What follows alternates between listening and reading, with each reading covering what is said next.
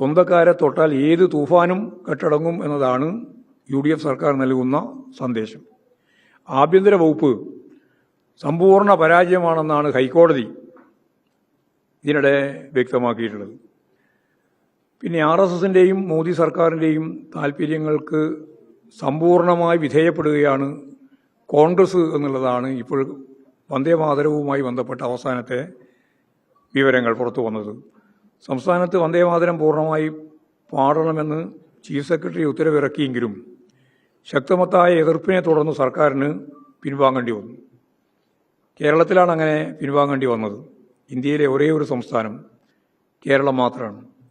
എന്നാൽ വനം വകുപ്പ് ആ സ്ഥാനത്ത് വന്ദേമാതരം പൂർണ്ണമായി ആലപിച്ചു എന്നുള്ളതും വ്യക്തമാക്കിയിട്ടുണ്ട്. ഇതിനേക്കാളെല്ലാം ഗൗരവതരമായ ഒരു പ്രശ്നം AICC ആസ്ഥാനത്ത് സോണിയാഗാന്ധിയും രാഹുൽ ഗാന്ധിയും അതുപോലെ തന്നെ മല്ലികാർജുൻ ഖാർഗെയും ഉൾപ്പെടെ പങ്കെടുക്കുന്ന അവരുടെ സാന്നിധ്യത്തിൽ വന്ദേമാതരം പൂർണ്ണമായി ചൊല്ലി എന്നുള്ളതാണ്.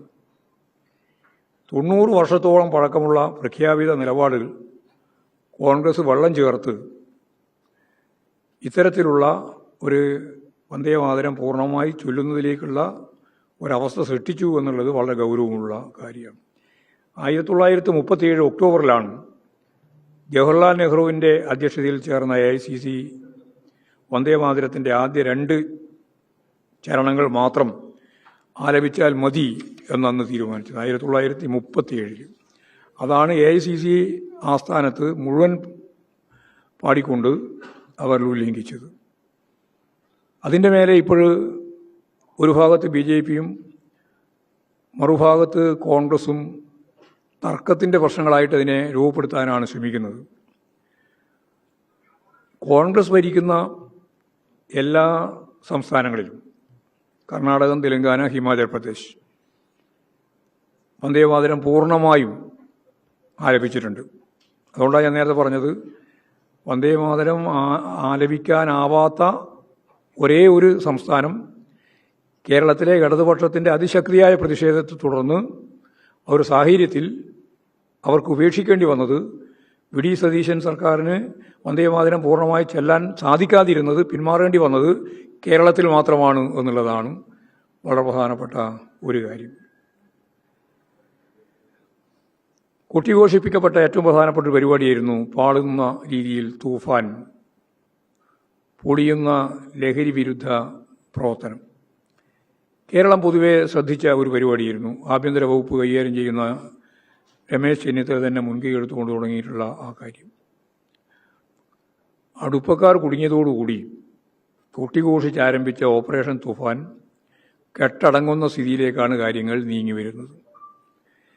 മുഖ്യമന്ത്രി VD സതീശൻ്റെ സോഷ്യൽ മീഡിയ കോർഡിനേറ്ററും പെരുമ്പാവൂരിലെ യൂത്ത് കോൺഗ്രസ് നേതാവുമായ മുഹമ്മദ് ഹുസൈനും സംഘവും പിടിയിലായതോടെ തൂഫാൻ പദ്ധതി നിലക്കുകയാണ് ചെയ്യുന്നത്. കേരളത്തിലേക്ക് രാസലഹരി എത്തിച്ച് വിതരണം ചെയ്യുന്ന സംഘത്തിലെ പ്രമുഖ കണ്ണിയാണ് മുഖ്യമന്ത്രിയുടെ സോഷ്യൽ മീഡിയ കോർഡിനേറ്റർ എന്ന് പോലീസ് സ്ഥിരീകരിച്ചിട്ടുണ്ട്. അധികാരത്തിൻ്റെ മറവിലും സംരക്ഷണത്തിലുമാണ് ലഹരിക്കടത്ത് നടന്നത്. മുഖ്യമന്ത്രിയുടെ ഓഫീസിലേക്കും വീട്ടിലേക്കും ഏതു സമയത്തും കടന്നു പോകാൻ അവകാശമുണ്ടായിരുന്ന, അധികാരമുണ്ടായിരുന്ന ഒരാളാണ് ഇതിലേറ്റവും പ്രധാനപ്പെട്ട പ്രതി എന്നത് ഞെട്ടിക്കുന്ന കാര്യം തന്നെയാണ്. 2 3 പ്രാവശ്യമാണ് ഞാൻ കണ്ടത് എന്നൊക്കെ നേരത്തെ പറഞ്ഞതിൻ്റെ കളവ് നമ്മളിവിടെ കൃത്യമായിട്ട് വസ്തുതാപരമായിട്ട് തെളിവോടെ അവതരിപ്പിച്ചതാണ് അല്ലെന്ന്. 40-ലേറെ തവണ ഇരുവരും പലയിടങ്ങളിൽ വെച്ച് കണ്ടു എന്നുള്ളതിൻ്റെ അന്വേഷണ ഉദ്യോഗസ്ഥന്മാർക്ക് ലഭിച്ച വിവരങ്ങളിൽ തന്നെ വ്യക്തമാണ്. സതീശൻ പ്രതിപക്ഷ നേതാവായിരിക്കെ 1-ലേറെ തവണ നിയമസഭയിലെ ഓഫീസിൽ വെച്ചു ഹുസൈൻ കൂടിക്കാഴ്ച നടത്തിയിട്ടുണ്ട്. അപ്പോൾ പ്രതിപക്ഷ നേതാവിൻ്റെ പറവൂരിലെ MLA ഓഫീസിലിരുന്ന് ഹുസൈൻ സോഷ്യൽ മീഡിയ കൈകാര്യം ചെയ്യുന്നതിൻ്റെ ഫോട്ടോ ഇയാൾ തന്നെ ഫേസ്ബുക്കിൽ പങ്കുവച്ചിട്ടുണ്ട്. ഇയാളുമായി ഏറ്റവും കൂടുതൽ അടുത്ത് ബന്ധമുള്ള മുഖ്യമന്ത്രി പലതവണ ഇയാളുടെ വീട്ടിൽ പോയിട്ടുണ്ട്. ഹുസൈൻ അറസ്റ്റിലായതിന് ദിവസങ്ങൾക്ക് മുമ്പ്, ആ അറസ്റ്റിലാകുന്നതിന് തൊട്ട് മുമ്പ് വരെ മുഖ്യമന്ത്രിയുടെ ഓഫീസിൽ ഇദ്ദേഹം എത്തിയതായിട്ടും ശരിയായ വിവരങ്ങളുണ്ട്. കേസിൽ പ്രതികളെ കൂടുതൽ ചോദ്യം ചെയ്യാൻ പോലീസിന് ഇതുവരെ കസ്റ്റഡി അപേക്ഷ നൽകിയിട്ടില്ല. ഇത് വളരെ ഗൗരവമുള്ള ഒരു പ്രശ്നമാണ്. രാജ്യാന്തര ബന്ധമുള്ള ഇത്തരം ഒരു MDMA പോലുള്ള രാസവസ്തു വിൽപ്പനയിൽ പ്രതിയാക്കപ്പെട്ട ആളുകളെ കസ്റ്റഡി അപേക്ഷ കൊടുത്ത് അതിൻ്റെ ഭാഗമായിട്ട് ചോദ്യം ചെയ്യാൻ ഇതുവരെ തയ്യാറായിട്ടില്ല എന്നുള്ളത് വളരെ ഗൗരവമുള്ള പ്രശ്നമായിട്ട് തന്നെയാണ് കാണേണ്ടത്.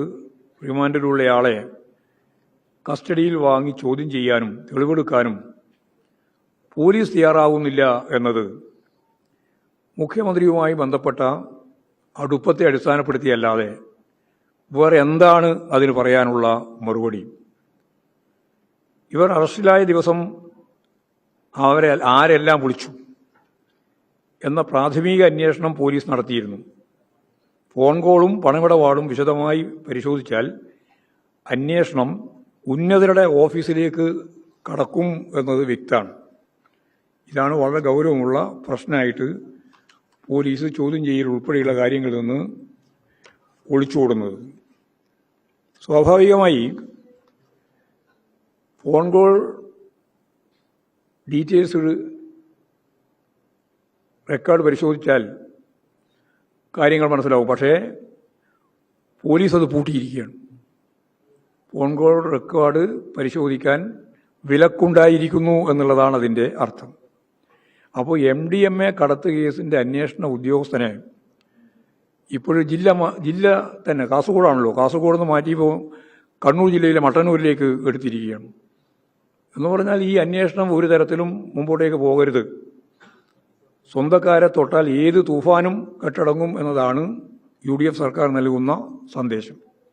ആഭ്യന്തര വകുപ്പ് സമ്പൂർണ്ണ പരാജയമാണെന്നാണ് ഹൈക്കോടതി ഇതിനിടെ വ്യക്തമാക്കിയിട്ടുള്ളത്.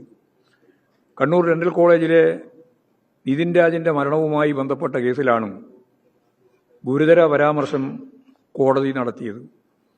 കുറ്റക്കാരെ സംരക്ഷിക്കാൻ അറസ്റ്റ് സമയത്ത് പോലീസ് ഒത്തുകളിച്ചു എന്നാണ് ആ കേസിൽ കോടതി തന്നെ വ്യക്തമാക്കിയത്, ഹൈക്കോടതി തന്നെ വ്യക്തമാക്കിയത്. സമാനമായ വീഴ്ചയാണ് TG മോഹൻദാസിന്റെ അറസ്റ്റിലും പോലീസും നിയമവകുപ്പും കാട്ടിയത്. ക്രിമിനലുകളെയും മയക്കുമരുന്ന് സംഘത്തെയും വിദ്വേഷ പ്രചാരകരെയും സംരക്ഷിക്കുകയാണ് പോലീസ് ചെയ്യുന്നത് എന്ന ആരോപണം വസ്തുതാപരമാണ് എന്നതാണ് കാണാൻ സാധിക്കുക.